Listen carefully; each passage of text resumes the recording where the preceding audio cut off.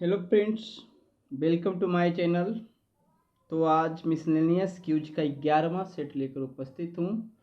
तो जो हमारे चैनल पे नए हैं वो हमारे चैनल को सब्सक्राइब कर ले, साथ ही साथ बेल आइकन दबा ले ताकि आपको हमेशा नोटिफिकेशन मिलता रहे।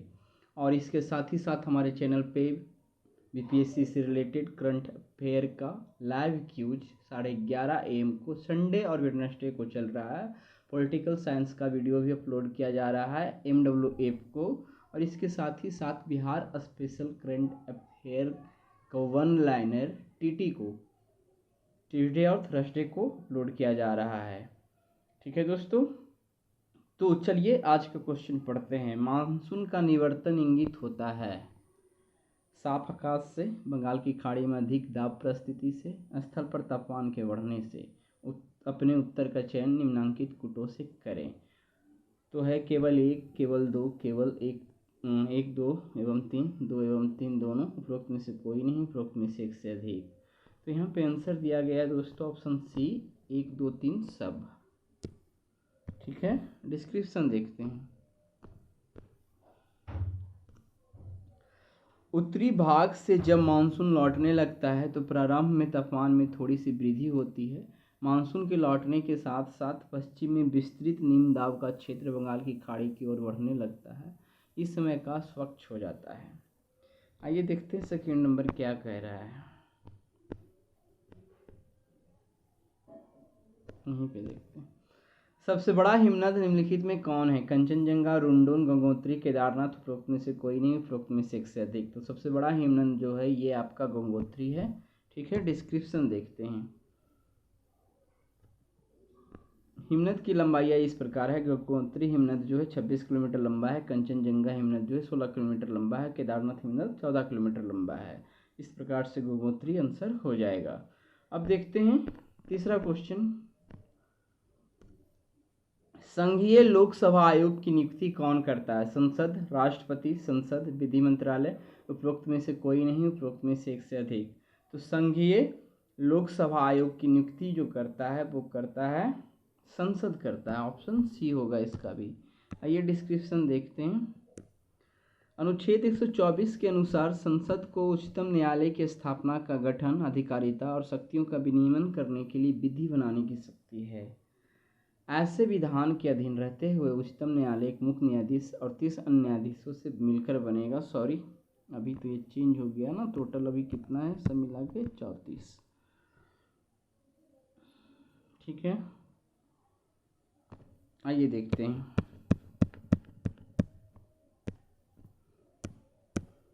निम्नलिखित में से भारत में मौलिक कर्तव्य कौन सा है? न्यायपालिका से कार्यपालिका का पृथक्करण, हमारी मिलीजुली संस्कृति की समृद्धि विरासत को संरक्षित करना व महत्व प्रदान करना, बच्चों के लिए मुफ्त व अनिवार्य शिक्षा, छुआछूत की परंपरा।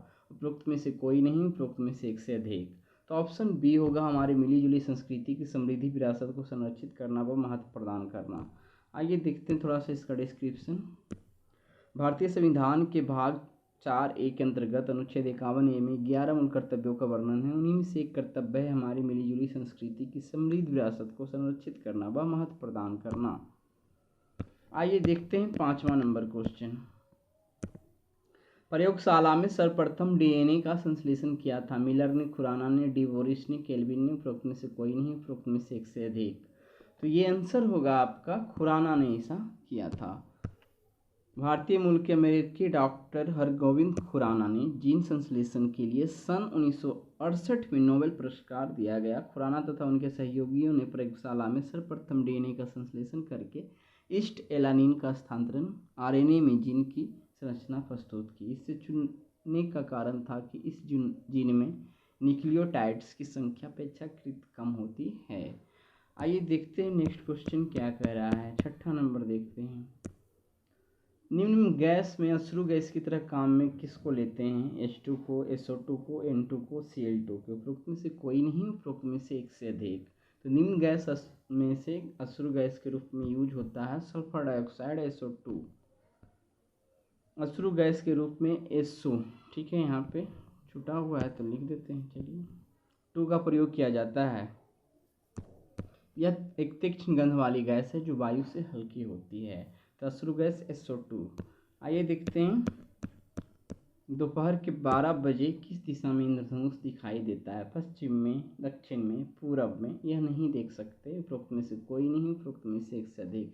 दोपहर के 12 बजे किस दिशा में इंद्रधनुष दिखाई देता है? तो यह नहीं देख सकते हैं, क्योंकि सूर्य का किरण जो है तिरछा नहीं पड़ता है। जब तक तिरछा नहीं पड़ेगा इंद्रधनुष बनेगा नहीं, उस पर सीधा आपके सर पे पड़ता है, छाया भी नहीं बन पाता है। क्योंकि 12 बजे दोपहर में सूर्य सीधे सिर के ऊपर होगा, फलतः प्रकाश का अपवर्तन प्रकाश की बूंदों में नहीं हो पाएगा, अतः इंद्रधनुष दिखाई नहीं देगा। आइए देखते हैं 8 नंबर क्वेश्चन क्या कह रहा है। नगरों का क्रमिक पतन किस काल की एक महत्वपूर्ण विशेषता थी? गुप्त काल, प्रतिहारी युग, राष्ट्रकूट, सातवाहन युग? उपरोक्त में से कोई नहीं, उपरोक्त में से एक से अधिक। तो नगरों का क्रमिक पतन किस काल की एक महत्वपूर्ण विशेषता थी? तो ये ऑप्शन ये होगा गुप्त काल का।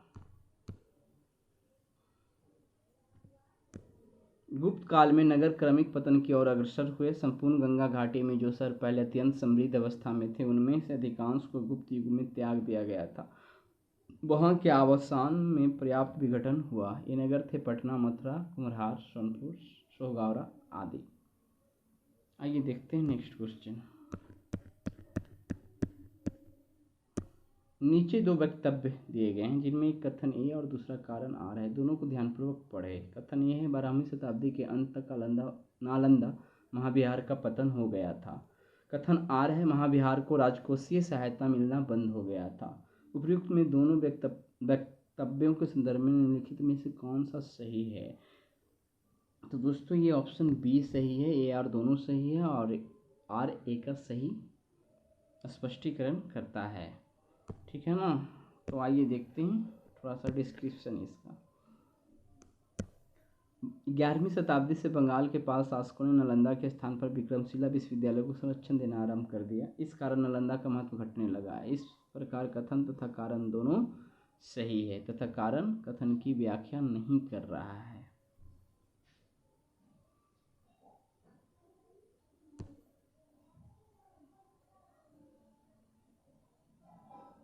ठीक है दोस्तों, देखिए अब ऑप्शन पे यहाँ पे तो ठीक है, तो इसमें स्पष्टीकरण करता है, इसमें नहीं करता है, तो टाइपिंग में छूट गया है। ठीक है ना?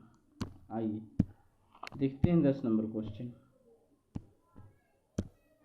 पटना को प्रांतीय राजधानी बनाया था शेर शाह ने, अलाउद्दीन हुसैन शाह ने, इब्राहिम लोदी ने, राजकुमार अजीब ने? उपरोक्त में से कोई नहीं, उपरोक्त में से एक से अधिक।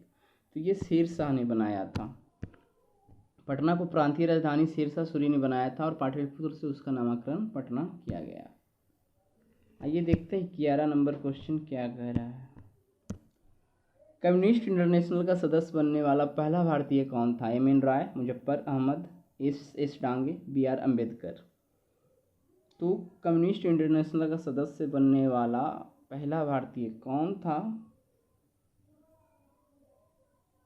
तो ये फिलहाल शायद एम एन राय होना चाहिए। देखते हैं, ये मेरे दिमाग से निकल गया। ठीक है, यही है।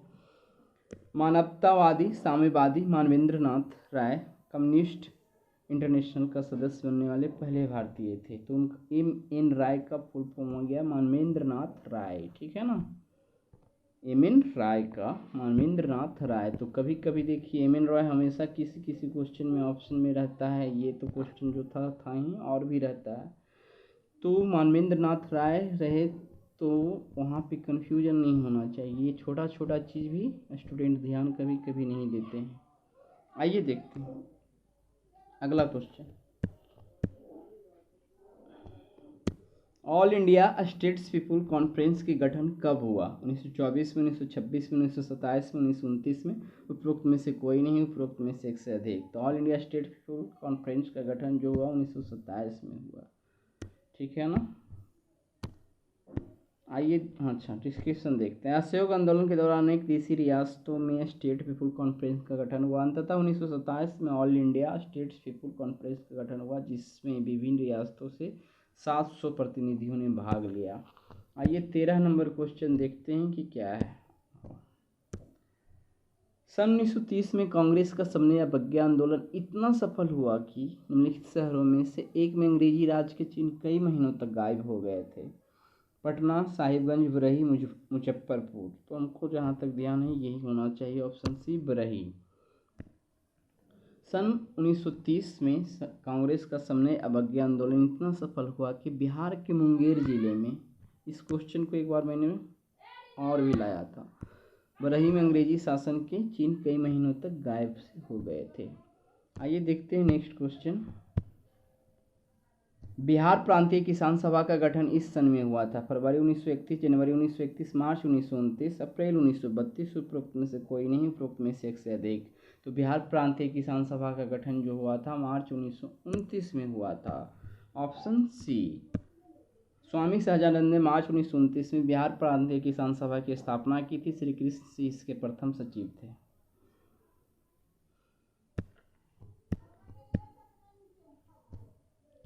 आइए 15 नंबर देखते हैं। स्वतंत्रता पूर्व बिहार में समाजवादी विचारधारा के प्रसार का श्रेय जाता है जयप्रकाश नारायण एवं बीपीसी की पश्चात शिक्षा को, अंतर्राष्ट्रीय समाजवादी आंदोलन को, कांग्रेसी कार्यकर्ताओं की क्रांतिकारिता को, ब्रिटेन की लेबर पार्टी को। तो पूछा जा रहा है स्वतंत्रता पूर्व बिहार में समाजवादी विचारधारा को प्रसार का श्रेय जाता है, तो ऑप्शन सी, कांग्रेसी कार्यकर्ताओं की क्रांतिकारिता को।